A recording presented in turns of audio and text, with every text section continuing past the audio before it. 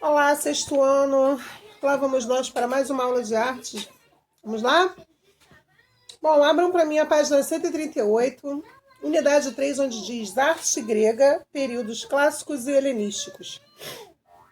Bom, primeiro nós vamos falar da antiguidade clássica. Na unidade anterior, estudamos o período arcaico da arte grega. Nessa unidade, daremos continuidade a esse estudo, analisando de maneira mais detalhada o período clássico e entendendo a dominação romana no período helenístico. Período clássico. Você já ouviu a expressão como esse filme é um clássico? Esse livro é um clássico da literatura ou até mesmo esse meme é um clássico? O que você acha que a palavra clássico quer dizer nesses contextos? Por volta de 480 a.C., a Grécia foi invadida pelos persas. Anteriormente, os dois povos já haviam entrado em confronto e nas duas vezes os persas foram derrotados.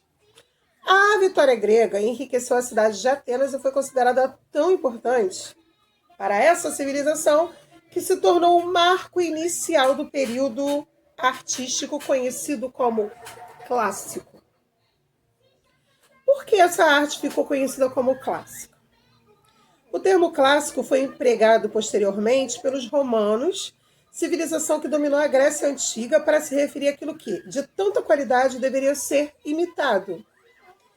No caso da Roma Antiga, o modelo a ser imitado era o grego. Por esse motivo que há tantas cópias de obras gregas feitas pelos romanos. Para que serve? A arte grega, estudar a arte grega ajuda-nos a entender a origem de expressões como as citadas na abertura da unidade, justamente por ela ser considerada uma arte clássica. Nessa unidade entenderemos o porquê. Foi no período clássico que se estendeu de 480 a.C. até aproximadamente 323 a.C., quando a Grécia perdeu sua autonomia política para a Macedônia, que os gregos utilizavam uma característica muito particular na arte. Segundo o professor de História da Arte José Leonardo do Nascimento, a intenção maior dos gregos a partir desse período foi a de representar o movimento do corpo humano, livre no espaço. No período clássico, quando a Grécia ainda era independente, os gregos não se interessavam em fazer retratos, pois não desejavam retratar uma pessoa em particular de um modo fiel. Nem de modo fiel, nem de modo estático, mas o ser humano em geral de maneira fiel segundo os moldes da beleza por eles estabelecidos.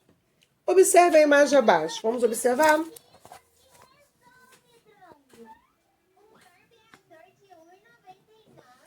Então, essa imagem aqui.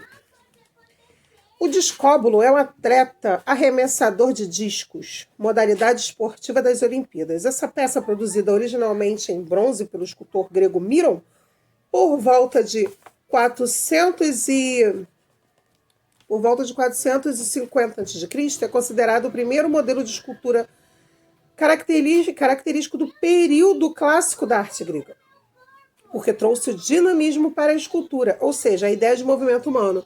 Vocês repararam que a imagem parece que está em movimento?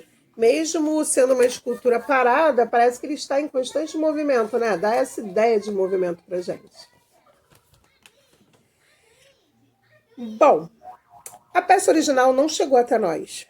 E o que conhecemos dessa escultura são cópias em mármore de menor qualidade, segundo especialistas da arte. Mas ainda assim é possível percebermos nessa cópia o trabalho de retratação das partes do corpo humano de maneira muito real e maior preocupação com os traços reais de um ser humano do que com os de uma pessoa em particular.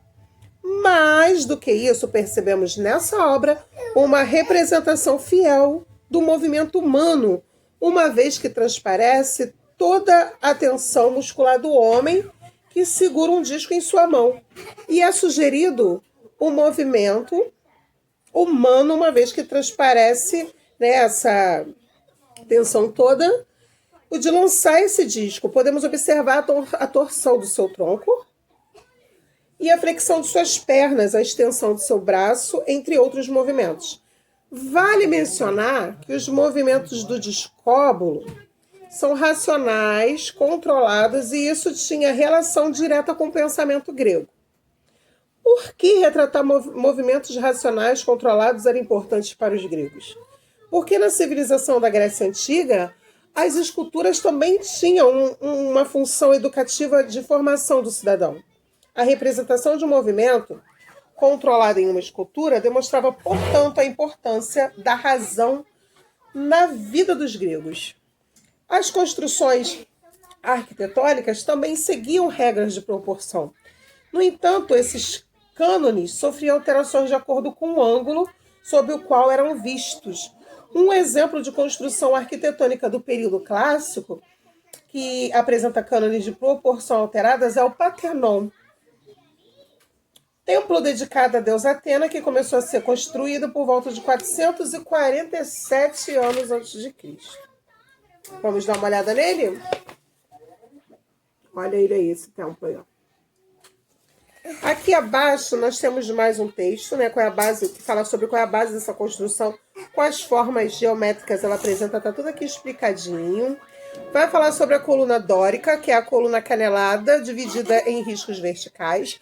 A coluna jônica, que é a coluna mais fina, e a coluna coríntia, que é uma base entre a coluna e o degrau, tá? Vocês continuem lendo, tá?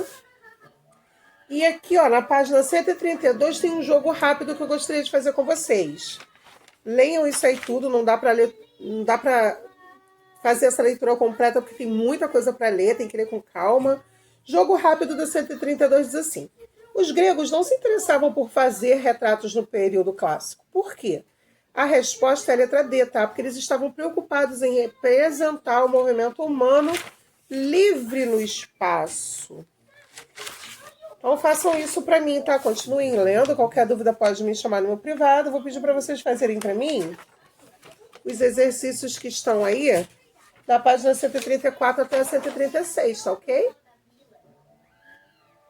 Depois eu faço a correção em PDF e coloco lá no grupo para vocês, tá bom, meus amores? Vou encerrando por aqui. Um beijo e até a próxima.